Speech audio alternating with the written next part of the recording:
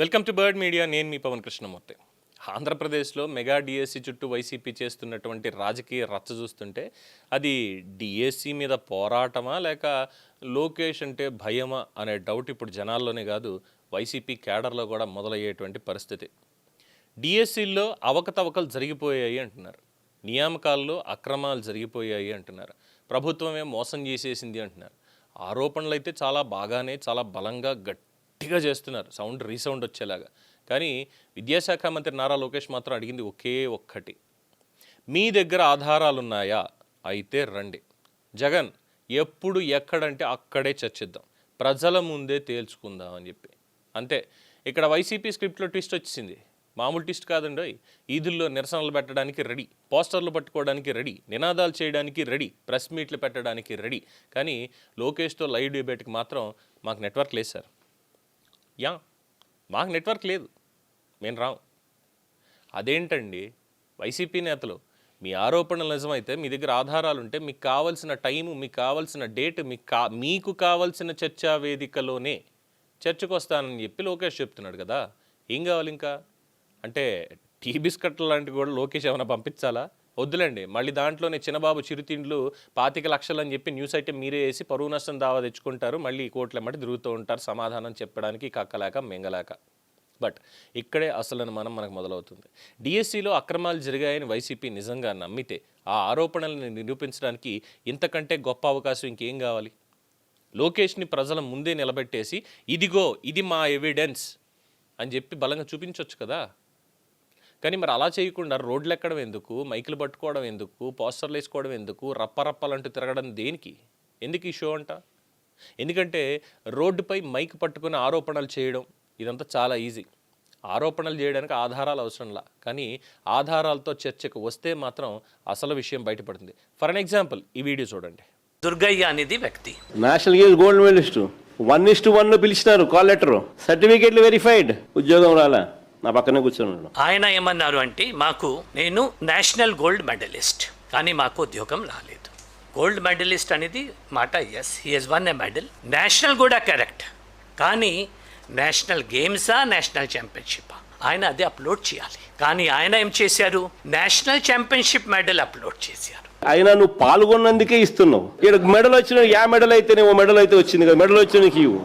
నువ్వు వాడు పాల్గొన్నందుకే ఇస్తున్నావు ఉద్యోగాలు, అది కూడా inter college, inter district participation, SGFI participation, senior inter district participation, rural inter district participation, women festival participation, inter college participation. ఇదేమో నేషనల్ గోల్డ్ మెడలిస్ట్, ఏదో మెడల్ నువ్వు చెప్పినట్టు గోల్డ్ మెడల్కి అప్లోడ్ చేయాలి, సిల్వర్ మెడల్ అప్లోడ్ చేసిన అదే అనుకుందాం. యాదో మెడల్ అయితే వచ్చింది కదా, వచ్చిన దుర్గయ్య నా పక్కనే కూర్చోన్నాడు.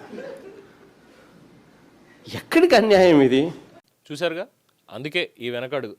ఇదంతా చూస్తుంటే వైసీపీకి డిఎస్సి కంటే ఇక్కడ లోకేష్ ఇమేజ్ని ఎక్కువగా భయపెడుతోందేమో అనేటువంటి అనుమానం కూడా కలుగుతోంది.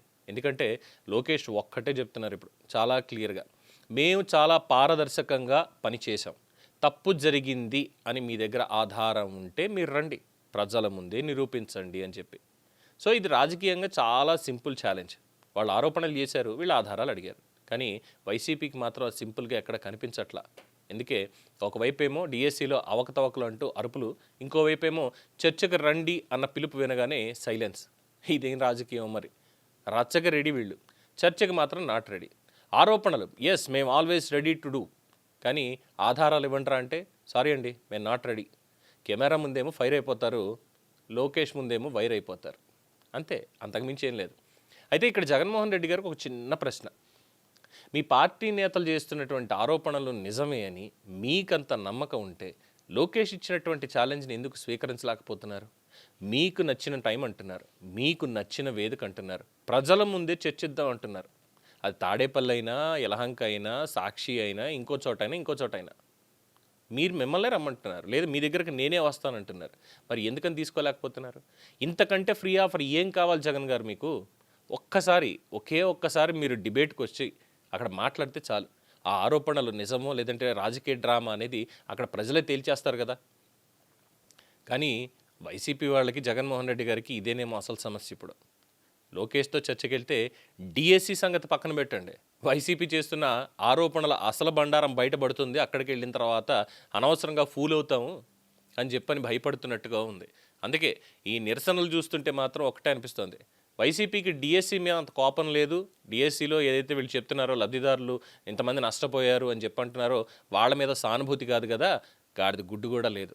కానీ ఇక్కడ లోకేష్ తీసుకుంటున్నటువంటి నిర్ణయాలు, అమలు చేస్తున్న సంస్కరణలు, ట్రాన్స్పరెన్సీ, అలాగే తను ఎదుగుతున్నటువంటి ఇమేజ్ మీద మాత్రమే ఎక్కువ కోపం.